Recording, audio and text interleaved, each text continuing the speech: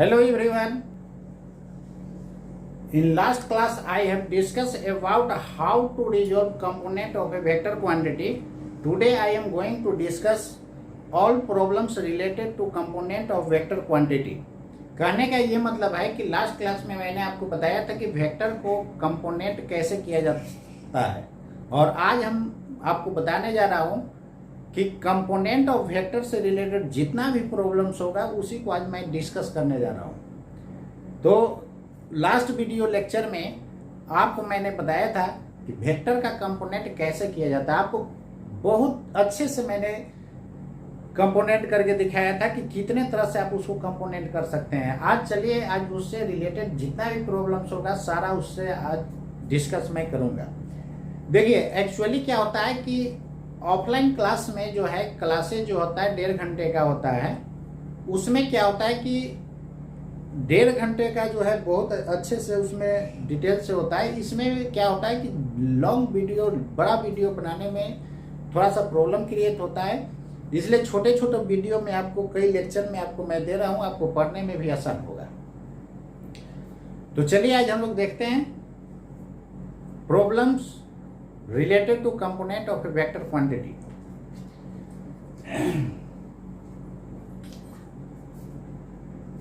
आप लोग को याद होगा कि वेक्टर का कंपोनेंट करने के लिए मैंने बताया था कि किसी भी वेक्टर को ड्रॉ करते हैं तो सबसे पहले स्ट्रेट लाइन ड्रॉ करते हैं, कहीं पर एरो देते हैं, और ये भी मैंने बताया था कि कंपोनेंट यदि इसका इधर करना है तो first of all we find angle between vector and this reference line.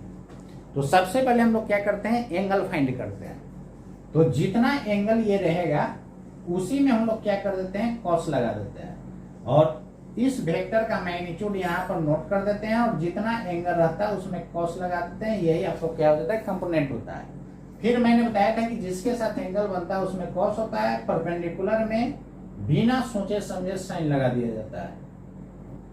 Component का मतलब मैंने बताया था टुकड़ा, इसको 2 पार्ट में मैंने तोड़ दिया, दिस एंड दिस, तो अब ये रहेगा नहीं।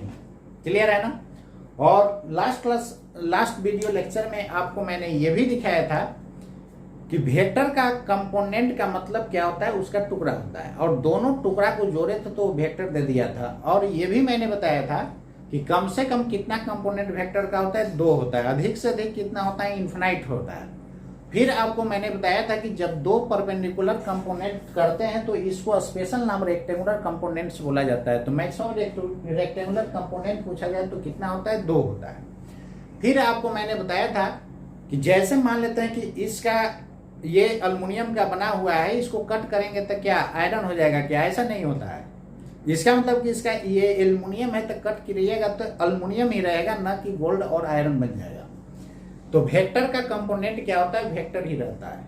कंपोनेंट का ही अदर नेम मैंने रिजोल्यूशन बताया था, और उसी को आपको डिटेल से मैंने लास्ट क्लास बताया था कि कम से कम कितना पार्ट होता है, 2 पार्ट होता है, कम से कम 2 कंपोनेंट होता है, अधिक से अधिक इन्फिनाइट होता है, वेक्टर का कंपोनेंट वेक्टर होता है। ये मैंने डिस्कस किया था। तो चलिए आज हम लोग इससे रिलेटेड प्रॉब्लम देखते हैं क्या सब होता है। तो चलिए एक थ्योरेटिकल क्वेश्चन आपको मैं दे रहा हूं। देखिए एनसीईआरटी का टोटल पॉइंट्स हम अपने थ्योरी में डाल देते हैं। एनसीईआरटी पढ़ना जरूरी होता है, इसलिए हम क्या करते हैं कि उसका टोटल पॉइंट्स जो है थ्योरी में डाल देते हैं। बात समझ गए।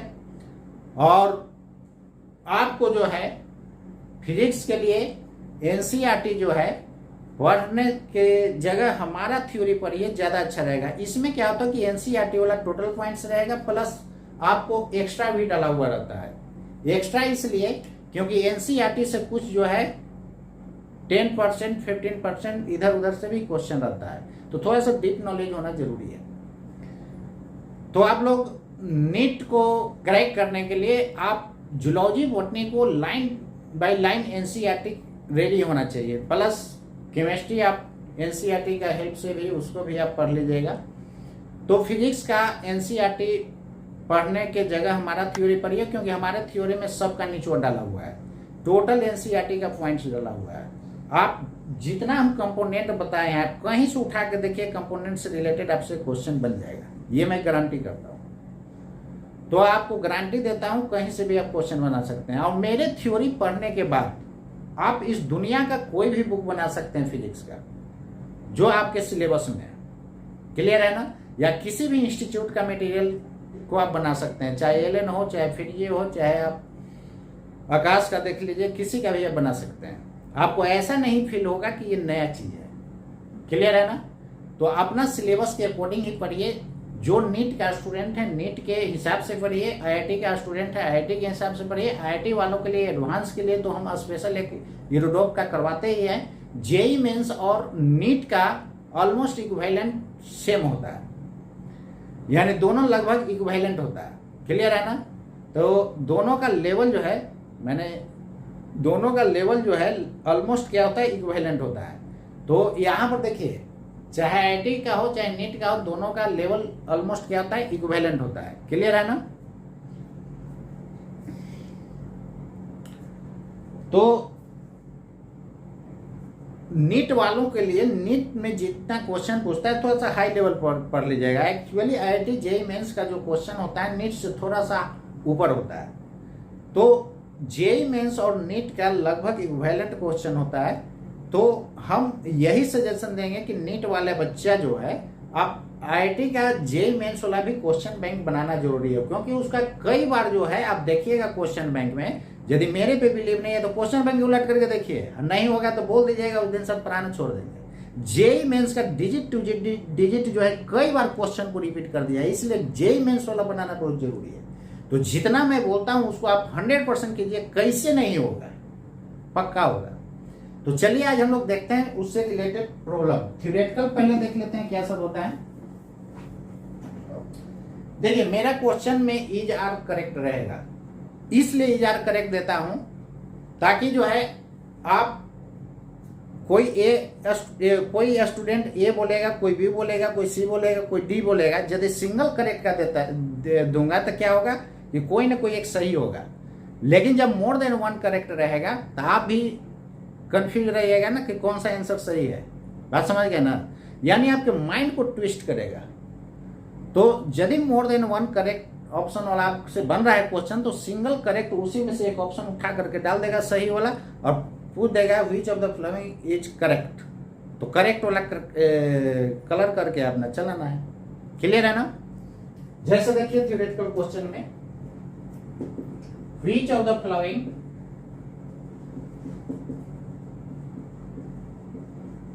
स्टेटमेंट्स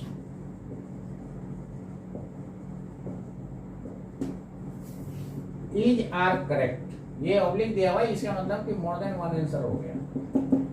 ये भी सही हो सकता है, 2 भी हो सकता है, 3 भी हो सकता है, ऑल करेक्ट भी हो सकता है।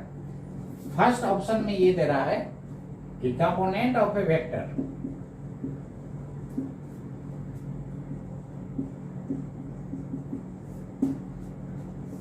Will be vector. हाँ एक बात यहां पर ध्यान दीजिएगा, जब यहां पर ऑलवेज लिख देगा तो फिर ये गलत हो जाएगा। ऐसा इसलिए कि मान लेते हैं कि केवल जो है इस तरह कंपोनेंट आर कोस थीटा, आप डायरेक्शन नहीं दिए तो क्या है, जब डायरेक्शन नहीं रहेगा तो मैग्नीट्यूड रहेगा, मैग्नीट्यूड तो स्केलर होता है। तो component of A vector will be vector रहेगा तो सही हो जाएगा, यानी डायरेक्शन के साथ लेंगे तो क्या होगा, वेक्टर होगा। चलिए आगे देखिए, किसी भी वेक्टर का मैग्नीट्यूड क्या होता है, स्केलर होता है। बी में देखिएगा, तो जब मैग्नीट्यूड फॉर्म में लेंगे तो स्केलर होगा, डायरेक्शन के साथ लीजिएगा तो वेक्टर होगा। सेकंड में देखिएगा, सेकंड में ये कहता है the minimum component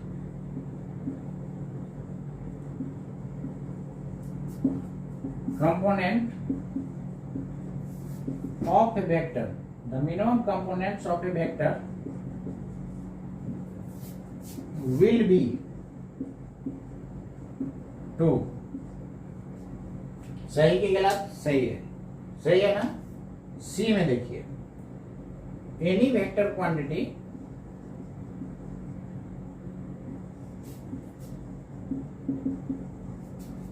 can be resolve, resolve का मतलब होता है तोड़ना, resolve into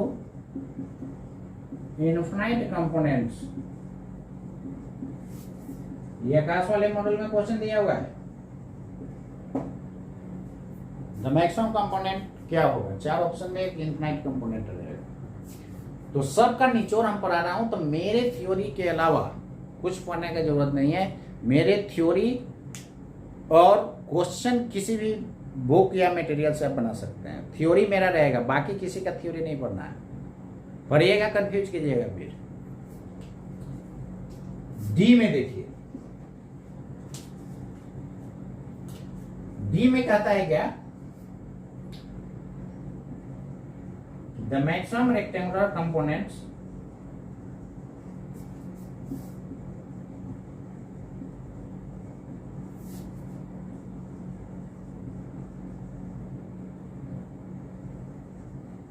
will be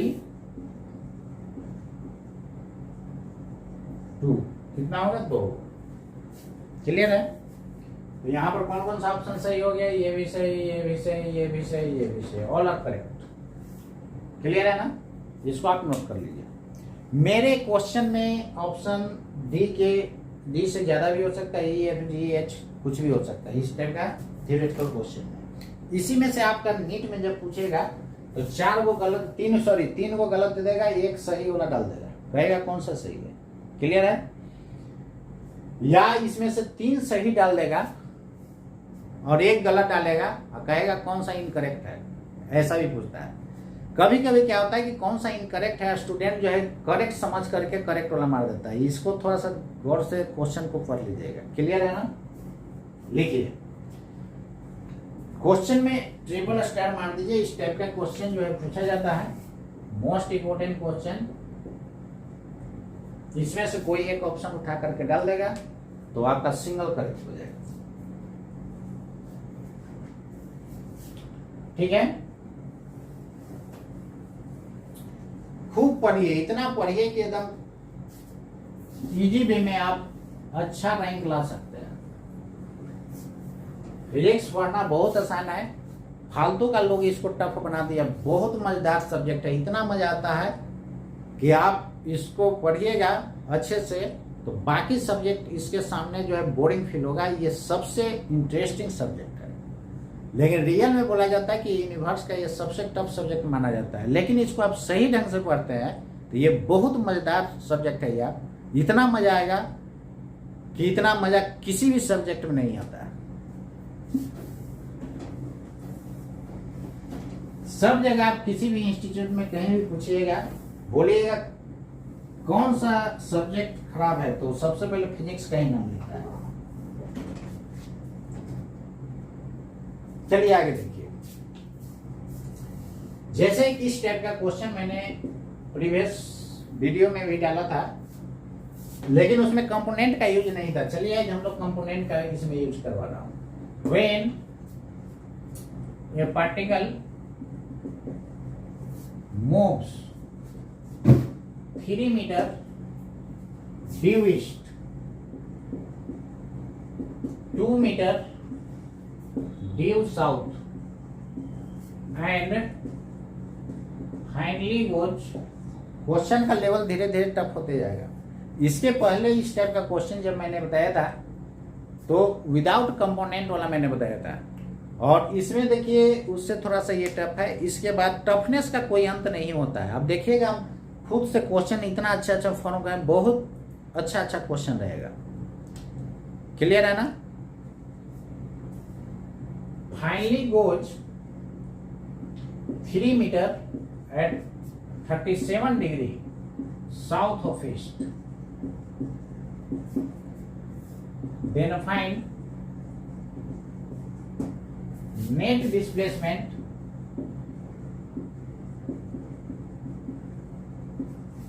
of the particle।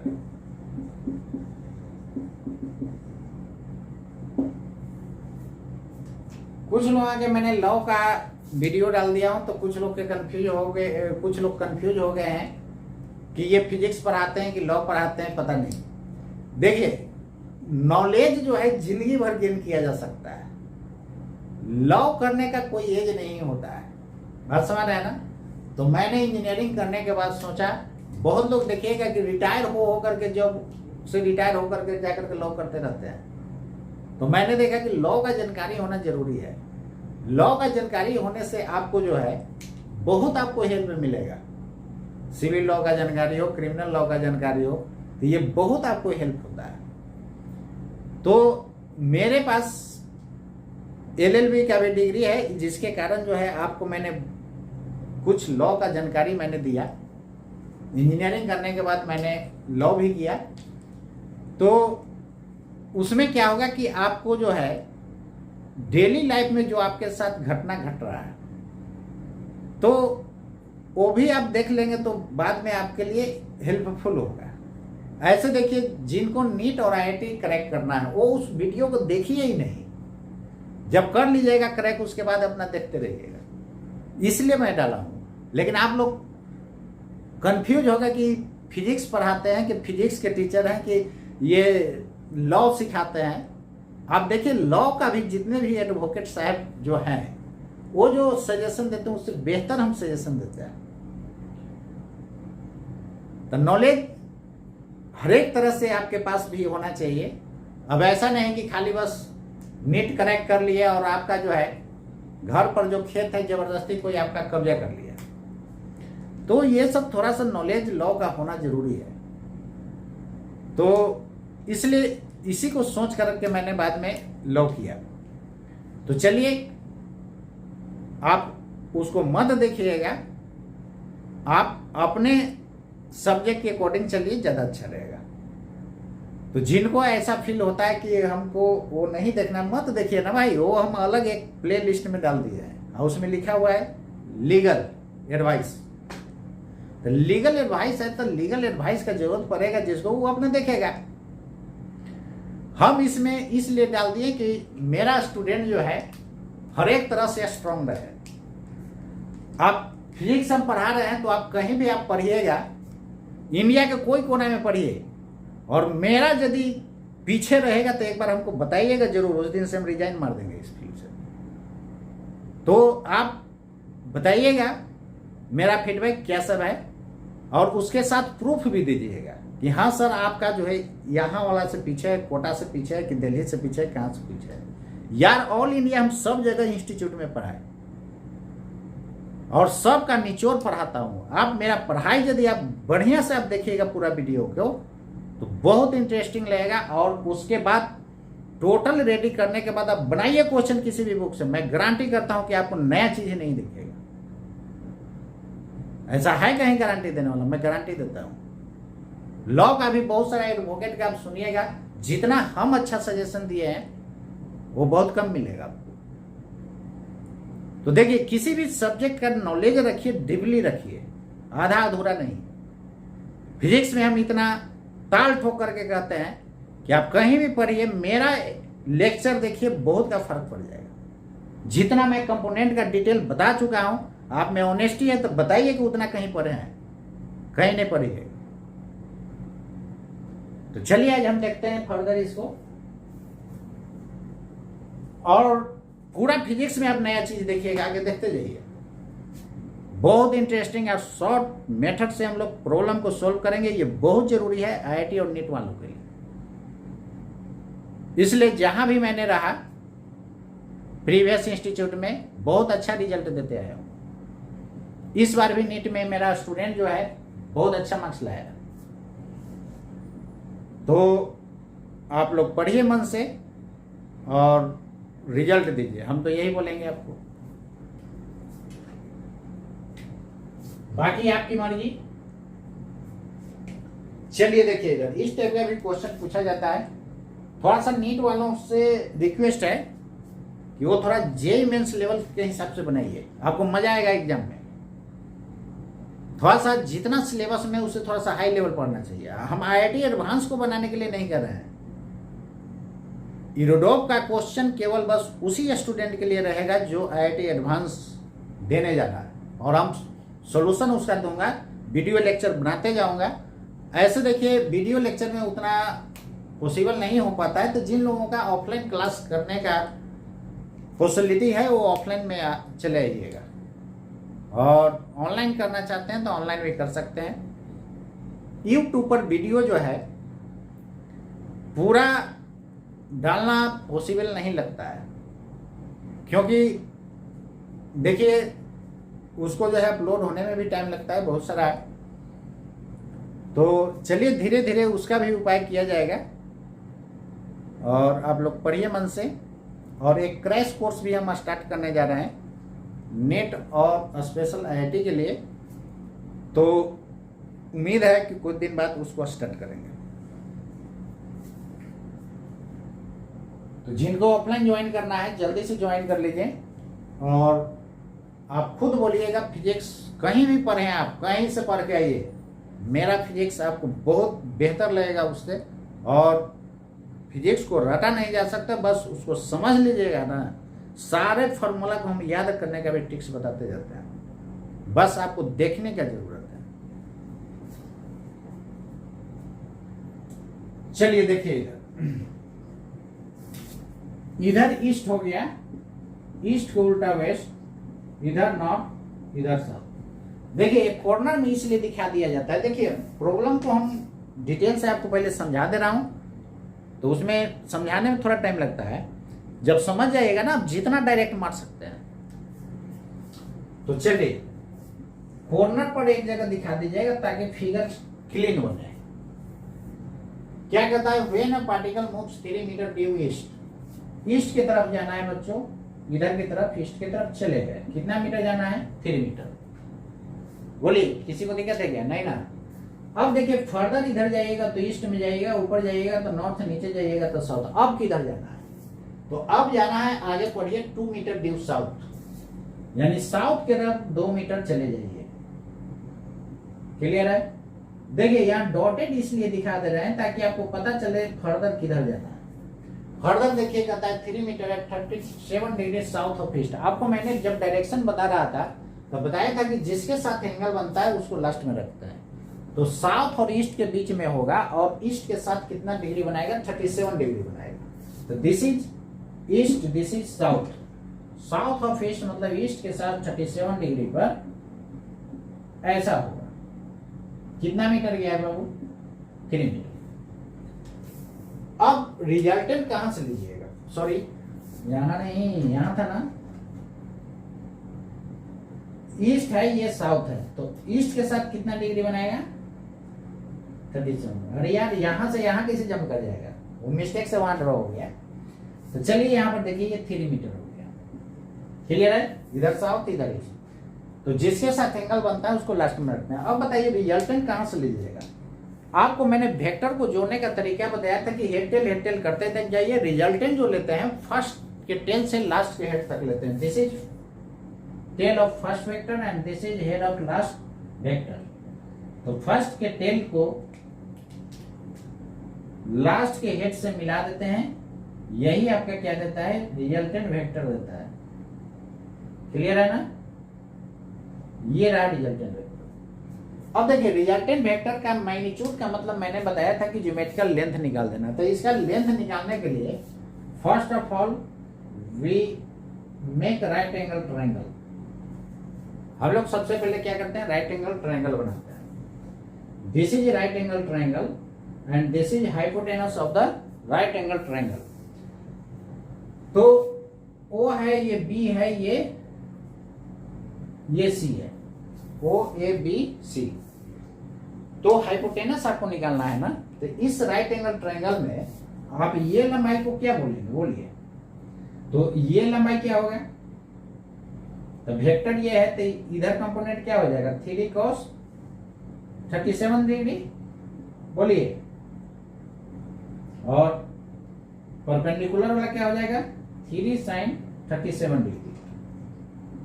तो चलिए यहां से यहां तक डिस्टेंस हो जाएगा 3 sin 37 डिग्री, और ये हो जाएगा कितना? 2 मीटर। बोलिए होगा कि नहीं? कैसे होगा देखिए, यही था ना 3 मीटर। ये एंगल 37 डिग्री है। तो मैंने क्या बोला था कि जिसके साथ एंगल बनेगा cos लगा दीजिएगा और परपेंडिकुलर में sin लगा दीजिएगा। क्लियर? इसको पैरेलल शिफ्ट यहां पे किया जा सकता है कि नहीं? तो सिंपल याद रखिएगा कि एंगल के सामने वाला में सीधे साइन लगाना है और बाकी जो ये बच गया उसमें क्या लगाना है, कॉस। क्लियर है? ऐसे भी ज्योमेट्री से इसका लंबाई निकालते हैं तो sine theta is equal to perpendicular by hypotenuse लिखते हैं कि नहीं लिखते हैं। क्लियर है? तो यही हो गया 3 साइन 37 है, ये 2, तो टोटल निकल गया ना। cos 37 का वैल्यू होता है 0.8, तो 2.4 हो जाएगा। sin 37 होता है 0.6, तो 1.8 मीटर हो जाएगा कि नहीं, बोलिए। अरे भाई साहब ये जानते हैं ना sin 37 डिग्री क्या होता है, 0.6, और sin 53 डिग्री होता है 0.8, और cos 37 डिग्री होता है 0.8। अब पलट दीजिए, और cos 53 डिग्री होता है 0.6, और tan निकालना होता है तो क्या कर देते हैं, sin बाई cos। तो sin बाई cos कीजिएगा तो 0.6 बाई 0.8 मतलब 3/4 हो जाएगा ना, और tan 53 डिग्री निकालिएगा तो 4/3। याद कैसे रखिएगा, जैसे जैसे एंगल बढ़ता है tan का वैल्यू बढ़ता है, तो tan 45 1 होता है, तो निश्चित रूप से ये 1 से छोटा है ना, तो क्या होगा, 53 होगा या 37 होगा, 37 होगा। यहाँ पर देखिए tan 45 1 होता है, tan 53 डिग्री है, तो निश्चित रूप से 1 से बड़ा होना चाहिए, क्योंकि जैसे जैसे एंगल बढ़ता है वैसे वैसे tan का वैल्यू भी क्या होता है, बढ़ता है। वही यहाँ पर देखिए जैसे जैसे एंगल बढ़ रहा है sin का वैल्यू भी बढ़ता है, देखिए बढ़ गया। लेकिन cos में उल्टा होता है, जैसे जैसे एंगल बढ़ता है वैल्यू क्या हो रहा है, घट रहा है। क्लियर है ना? तो चलिए यहाँ पर मैग्नीट्यूड फाइंड करना हो बच्चा, तो क्या कीजिएगा, सबसे पहले आप निकालिए OC। तो OC हाइपोटेनस है, अंडर रूट, ज्यादा टाइम टेकन करने का जरूरत नहीं है। ये लंबाई कितना हो जाएगा, 3 + 2.4, टोटल कितना हो जाएगा बताइए, 5.4 होगा कि नहीं, बोलिए। ये टोटल लंबाई कितना होगा, 2 + 1.8 3.8 हो गया आंसर। इसको सोल्व कर लीजिएगा। और डायरेक्शन का मतलब बताए थे कि जब भी डायरेक्शन फाइंड करना हो तो सीधे एंगल फाइंड कर लेना है। वेक्टर रिफरेंस लाइन के साथ जितना एंगल बनाता है दैट इज कॉल्ड डायरेक्शन। तो यहाँ पर tan थीटा निकालिएगा, तो एंगल के सामने वाला परपेंडिकुलर होता है, परपेंडिकुलर कितना हो जाएगा, 3.8 डिवाइडेड बाई 5.4। डेसिमल को आप हटा दीजिए तो कितना हो जाएगा, 19, और ये हो जाएगा 27। बोलिए, ऊपर नीचे डेसिमल हटा दिया, 2 से कैंसिल कर दिए यार। तो थीटा बराबर tan इनवर्स 19/27 होगा कि नहीं, बोलिए। अब रह गया डायरेक्शन, हम लिखे तो क्या लिखे, this is south and this is east. तो देखिए तो ईस्ट के साथ एंगल बन रहा है ना, तो क्या लिखेगा, साउथ ऑफ ईस्ट लिखा जाएगा। तो डायरेक्शन में लिखा जाएगा साउथ ऑफ ईस्ट, जो लास्ट में होता है उसी के साथ एंगल बनता है। तो ये मैग्नीट्यूड हो गया, ये डायरेक्शन, सॉरी ये डायरेक्शन हो गया, ये मैग्नीट्यूड हो गया, आंसर हो गया। क्लियर है? दोनों कंबाइन करके भी लिख सकते हैं। वही डिस्प्लेसमेंट देगा। डिस्प्लेसमेंट क्या होता है, वेक्टर क्वांटिटी होता है। और डिस्प्लेसमेंट हम लोग कैसे निकालते हैं, इनिशियल से फाइनल पॉइंट को क्या कर देते हैं, मिला देते हैं स्ट्रेट लाइन से, उसी लाइन की लंबाई क्या देता है, डिस्प्लेसमेंट दे देता है। क्लियर है ना? तो ठीक है, इसको नोट कीजिए।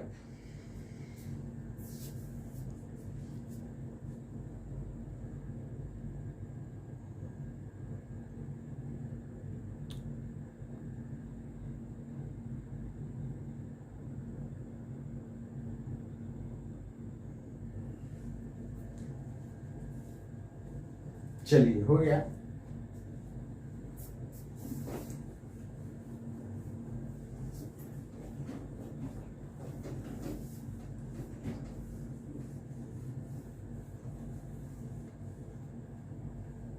ये इरेज कर सकता हूं क्या,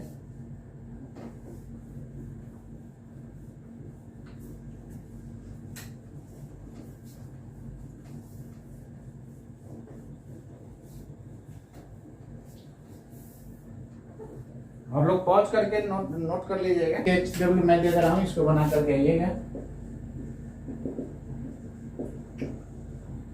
When a person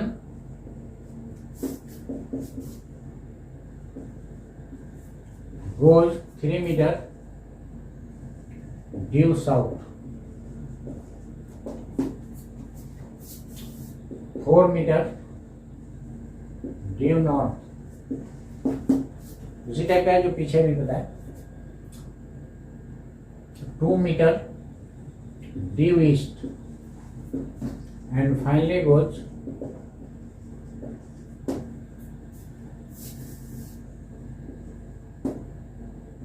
3 metre at 37 degree south of east.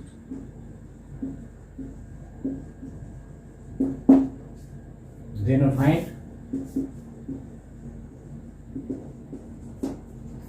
net displacement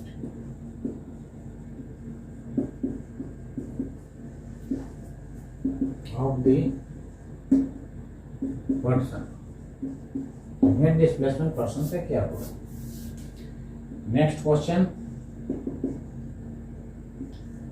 When a person लिखिए या पार्टिकल जो लिखना है, particle moves 3 meter due south,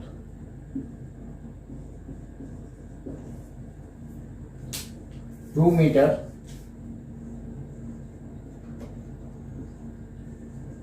due east, 4 meter due west,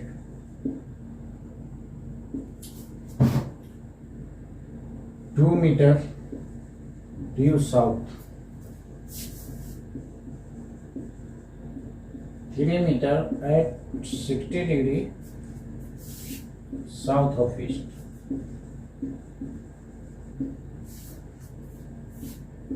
2 meter due east, and finally goes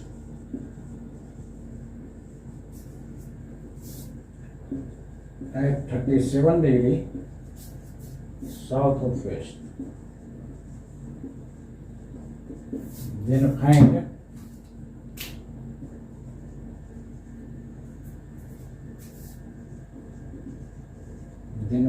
net displacement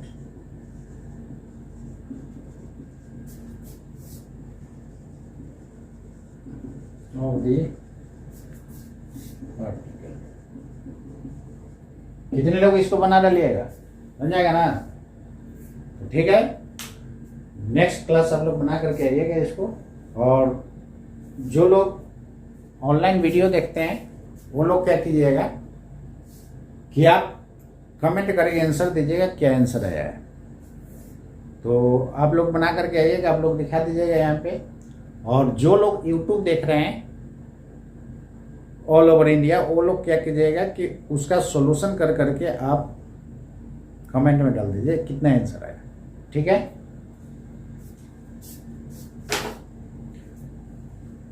तो ये दोनों question आप लोग बना करके आइएगा। आज का इतना ही, और मन से पढ़िए। उम्मीद करता हूँ आप लोग अच्छे से पढ़ रहे होंगे, और खूब पढ़िए। रिजल्ट देना बहुत आसान है। आप खासकर नेट तो बहुत आसान है, IIT का तो थोड़ा सा टफनेस होता है, लेकिन चुटकी में आप यदि आप उसको निकालना चाहते हैं तो जितना हम बोल रहे हैं उसका एक एक बात आप ओबे करते चलिए, जरूर होगा।